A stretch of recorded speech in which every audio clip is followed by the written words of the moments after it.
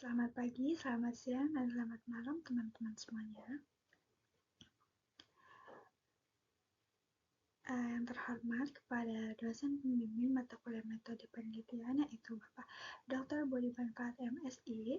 Izinkan saya memperkenalkan diri, yaitu perkenalkan nama saya Sri Windiadi dengan NIM 2381050019. Di sini saya akan mempresentasikan hasil menulis saya dari mata kuliah metode penelitian dengan judul Pengaruh metode pembelajaran problem-based learning terhadap kemampuan pemecahan masalah matematis siswa.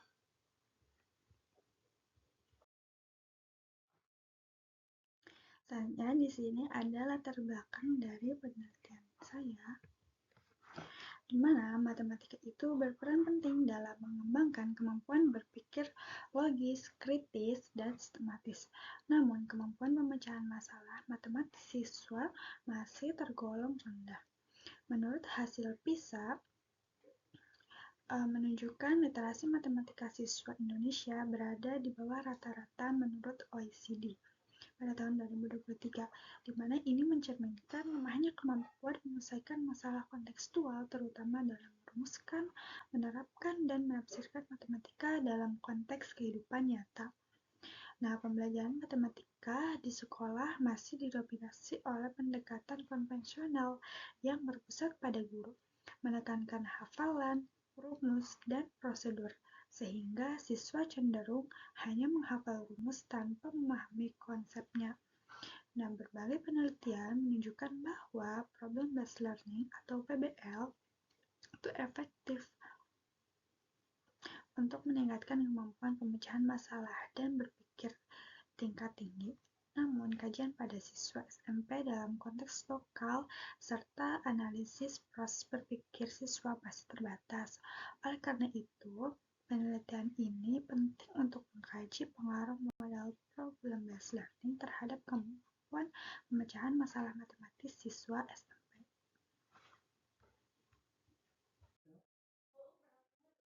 Selanjutnya di sini ada pernyataan masalah, di mana rendahnya kemampuan pemecahan masalah matematis siswa SMP yang secara praktis masih disebabkan oleh dominasi pembelajaran matematika konvensional dan secara teoritis belum optimalnya penerapan serta pengkajian model pembelajaran problem-based learning dalam mengembangkan kemampuan pemecahan masalah matematis siswa pada konteks pembelajaran matematika.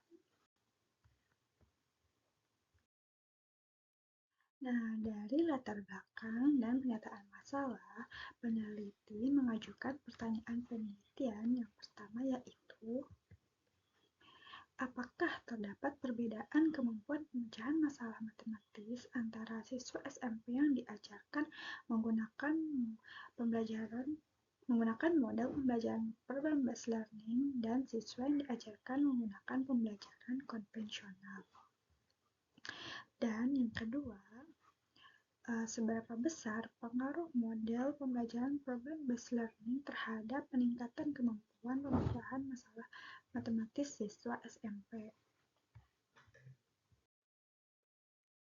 Selanjutnya, pada bab 2, yaitu yang pertama itu ada tinjauan konseptual. Yang pertama yaitu ada problem-based learning, mana problem-based learning ini sebagai model pembelajaran yang menantang siswa untuk belajar melalui keterlibatan aktif dalam memecahkan masalah nyata di kehidupan sehari-hari, di mana dengan tujuan mengembangkan keterampilan berpikir kritis, pemecahan masalah, serta kemampuan belajar mandiri.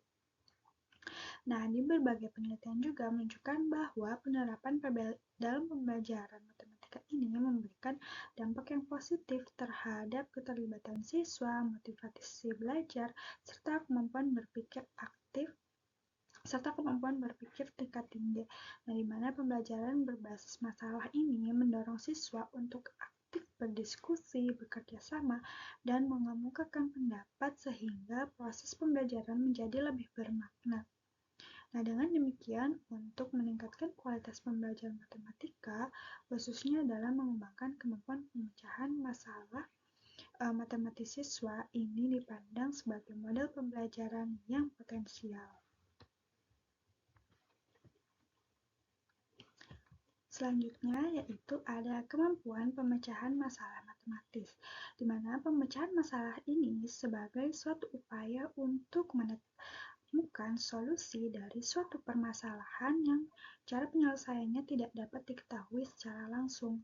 Nah, dalam konteks matematika, pemecahan masalah ini menuntut siswa untuk mengintegrasikan berbagai konsep, prinsip, dan keterampilan matematika secara terpadu. Beberapa penelitian juga menunjukkan bahwa pemecahan masalah matematis ini dapat ditingkatkan melalui pembelajaran yang menekankan keterlibatan aktif siswa, diskusi, dan pemecahan masalah kontekstual.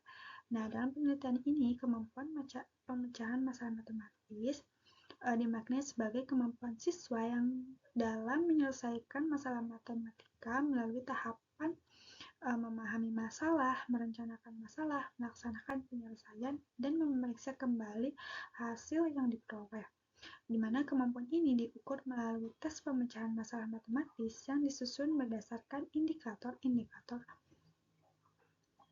yang ada. Nah, model pembelajaran problem-based learning ini sebagai pendekatan pembelajaran karena cara konseptual dan empiris relevan untuk mengembangkan kemampuan pemecahan masalah matematis siswa.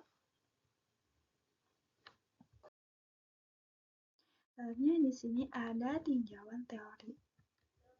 Yang pertama itu ada teori konstruktivisme, merupakan ini salah satu landasan utama dalam pembelajaran modern yang menekankan bahwa pengetahuan tidak dapat dipindahkan secara utuh dari guru kepada siswa, melainkan harus dibangun secara aktif oleh siswa melalui pengalaman belajar siswanya sendiri.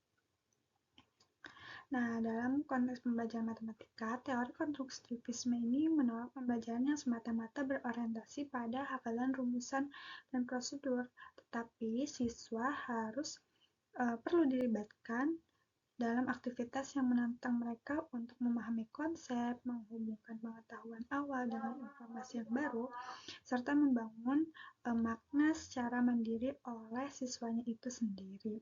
Nah, model problem-based learning sangat sejalan dengan prinsip konstruktivisme ini karena dalam PBL ini siswa tidak langsung diberikan solusi atau konsep, tetapi mereka diarahkan untuk menemukan sendiri konsep tersebut melalui proses pemecahan masalah. Selanjutnya ada teori belajar Brunner, di mana teori ini menekankan pentingnya pembelajaran penemuan atau discovery learning dalam mengembangkan pemahaman, konsep, dan kemampuan berpikir siswa. Nah, problem-based learning ini sejalan dengan teori Brunner karena dalam pembelajaran based learning, siswa diajak untuk mengeksplorasi masalah, mengumpulkan informasi, dan menemukan konsep atau strategi penyelesaian masalah secara mandiri maupun berkelompok. Selanjutnya yaitu teori pemecahan masalah proyek, di mana teori pemecahan masalah proyek itu ada 4 langkah utama dalam pemecahan masalahnya. Yang pertama yaitu memahami masalah, kedua merencanakan penyelesaian, ketiga melaksanakan rencana, dan yang keempat yaitu memeriksa kembali hasil. Teori ini sangat relevan dengan penelitian ini karena kemampuan pemecahan masalah matematis siswa diukur berdasarkan tahapan-tahapan tersebut.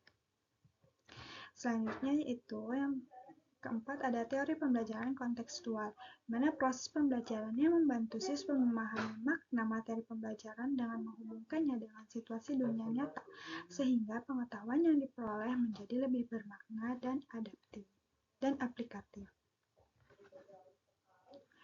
Nah, keempat teori yang telah diuraikan itu saling melengkapi dan membentuk landasan teoritis yang kuat bagi penelitian ini. Teori konstruktivisme menegaskan bahwa pengetahuan dibangun secara aktif oleh siswa.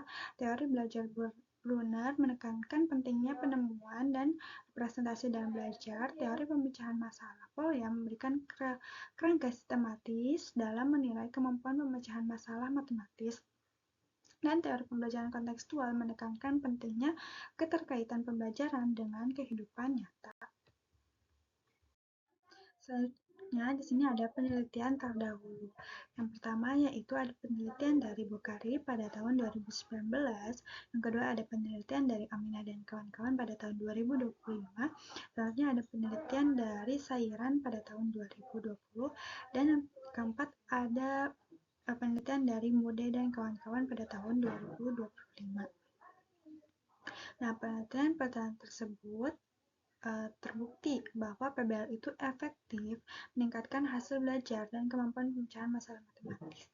Nah, namun masih terdapat kesenjangan penelitian yang signifikan, di mana sebagian besar penelitian lebih menekankan analisis mendalam, lebih menekankan pada hasil akhir pembelajaran dan uji signifikasi statistik. Sementara analisis mendalam terhadap proses pemecahan masalah berdasarkan tahapan polia serta keterkaitannya dengan regulasi metakognitif siswa masih sangat terbatas. Oleh karena itu, penelitian lanjutan perlu diarahkan pada pengkajian proses berpikir siswa secara lebih rinci, termasuk bagaimana siswa merencanakan, memantau, dan mengevaluasi penyelesaian masalah dalam pembelajaran berbasis masalah. Dengan demikian, penelitian yang dilakukan dapat mengisi celah tersebut dan memberikan kontribusi teoritis maupun praktis yang lebih kuat dalam pembelajaran matematika. Nah, dari penelitian tersebut, peneliti mempunyai hipotesis penelitian, yaitu terdapat perbedaan kemampuan pemecahan masalah matematis antara siswa SMP yang diajarkan menggunakan metode pembelajaran problem-based learning dan siswa yang diajar menggunakan pembelajaran konvensional. Selanjutnya ada desain dan metode penelitian. Mana desain dan metode penelitian ini menggunakan pendekatan kuantitatif dengan desain penelitian eksperimental semu atau quasi eksperimen dengan bentuk non-equivalent control group design, di mana ada dua grup. Yang pertama ada grup kontrol dan yang kedua ada grup eksperimen. Mana grup kontrol itu merupakan siswa yang tidak diberikan perlakuan model pembelajaran problem-based learning, dan grup eksperimen itu siswa yang diberikan perlakuan model pembelajaran problem-based learning. Nah, selanjutnya di sini ada beberapa referensi yang digunakan dalam nulis proposal penelitian ini.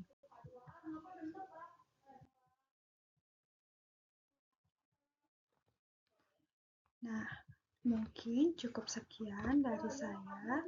Kurang dan kurangnya mohon maaf. Terima kasih.